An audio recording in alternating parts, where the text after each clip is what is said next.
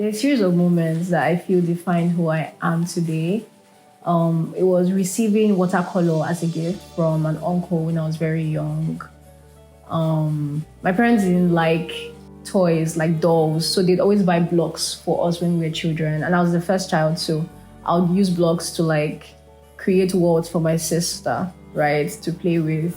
I think that really, in my head, it introduced this idea of being an entertainer, someone who created for other people to enjoy. Because like a lot of what I did as a child was amusing my sister and ensuring that she was well entertained. I didn't know how that was going to translate in later years as a content creator, as a marketer, as someone whose job is essentially inspiring, educating, teaching, entertaining people. But I think that was a very defining moment for me as a child.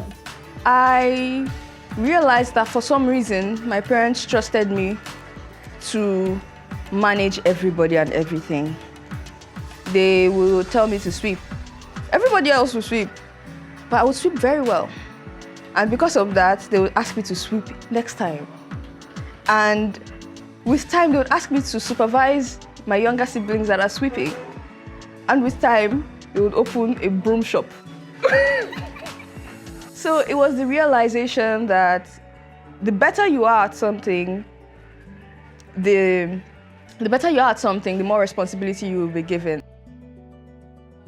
My mom really liked reading growing up. She was really in love with books, and so my house was full of books as a result. I learned from a very young age that books were very important, and so even when we didn't have lights, I would always find a book to read. So it became a thing for me to like read. That was a very core influence. My mom's also very laid back, very chill, very kind. I think she's very nurturing, and a lot of what I do in terms of how I treat my friends, I learned from my mom because she's a very, very kind and generous person. My biggest influence growing up should be my mom and her sisters, well, most especially my mom because she's a primary caregiver. My mom is fantastic. Sometimes she comes across as a walking contradiction because she's still a millennial. She still has millennial beliefs that she doesn't even know she has. But she doesn't hesitate to question. She doesn't hesitate to say, oh, I'm wrong. When we are growing up, you could make your case to my mom, write your letter and be like, dear mom, you offended me today. This and this and these are your crimes. And you slip it under her door. And then in the evening when she comes back from work and read it, she'll call you aside and be like, so this is what I did, this is what I did. Okay, I'm sorry. I didn't know that Nigerian parents don't used to apologize because my mom doesn't hesitate to apologize, except when she doesn't feel she's wrong. So yeah, my mom really shaped us. My mom really made us feel we can do everything. If you want to do this, go and do it. In fact, as I grow now, she's telling us how last some Christmas when we were younger, she didn't have money to take us to this place.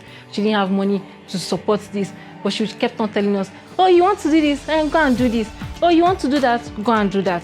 That's actually my mom. Even if she doesn't agree, even if she sees it as unnecessary. My mom really shaped how I see myself today. I love my mother very much. And she has really lived, right? She has lived through a lot of phases. In the beginning, she was very kind, supportive, in the background, submissive, all of that.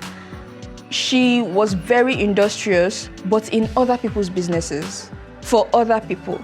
She did everything for others.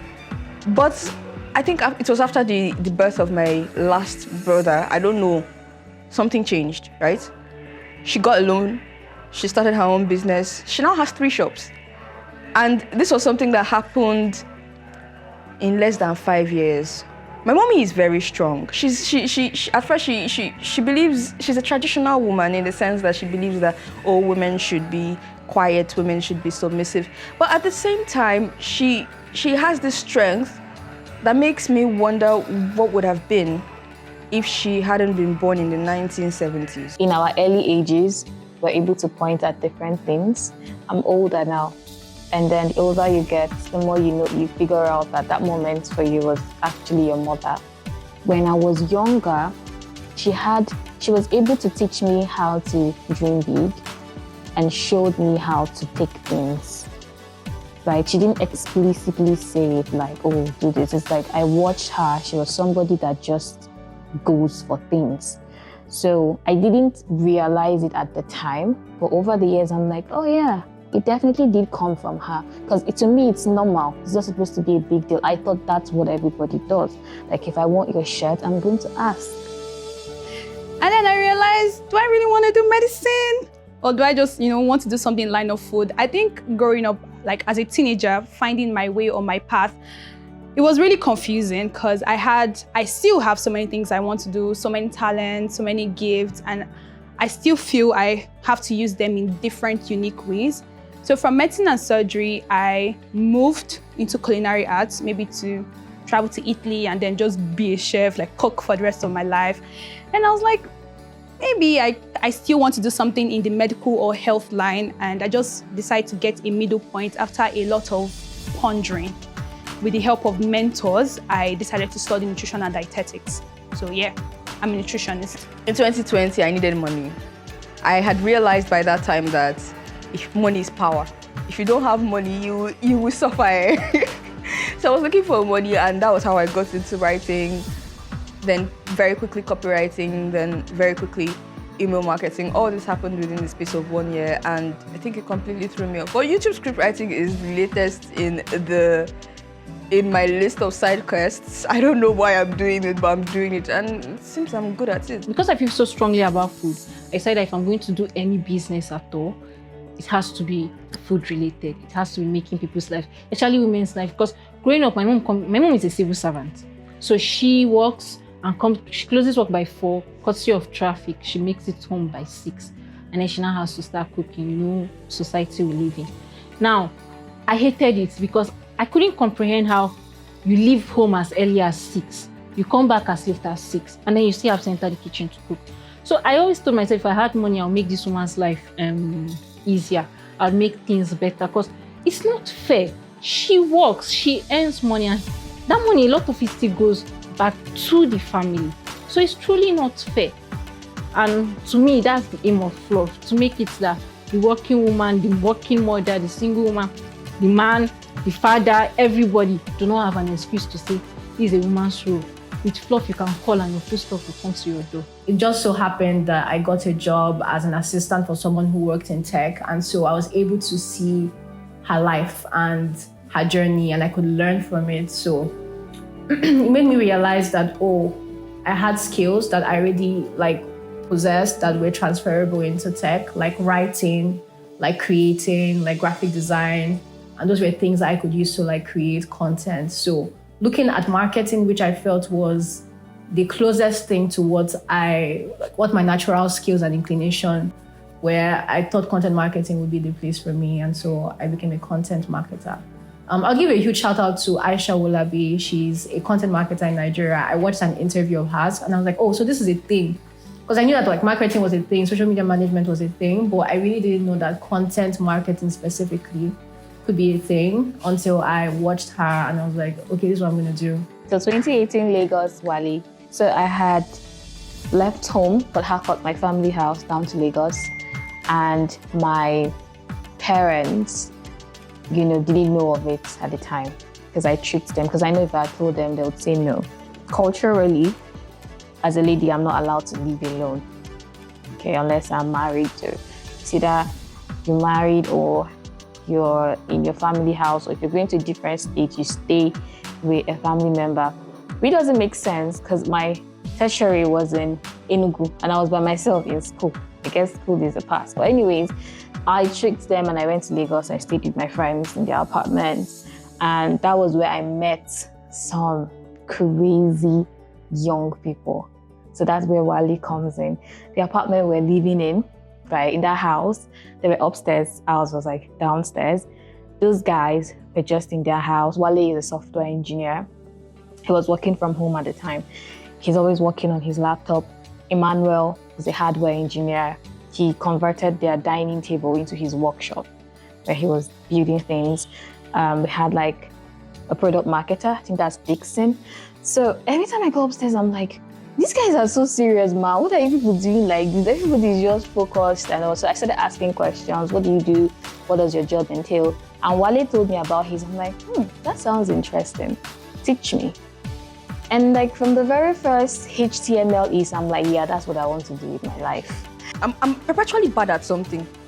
I'm always bad at something. Like right now, I'm relatively bad at YouTube script writing. I think I'm still somewhat bad at content marketing. I'm bad at relating with people. I don't think I'm kind or as soft or as intuitive as I need to be. And I think what it does for me is that it keeps me grounded. But I'm not the kind of bad that when I'm bad at it, I will say, oh, I'm not doing again because I'm bad at it. Hell no. We'll continue. I don't know who said, I think it was Chimamanda, that said, carry yourself with the confidence of a mediocre white man.